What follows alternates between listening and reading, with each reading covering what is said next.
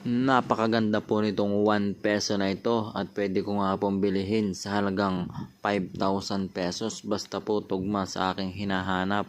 Unawain niyo pong maigi kung ano po ang hinahanap ko sa 5 peso sa 1 peso na ito na NGC coin. Magandang araw mga ka-old coin buyer. Ito nga po pala at patuloy pa rin po tayo naghahanap ng mga 1 peso NGC coin.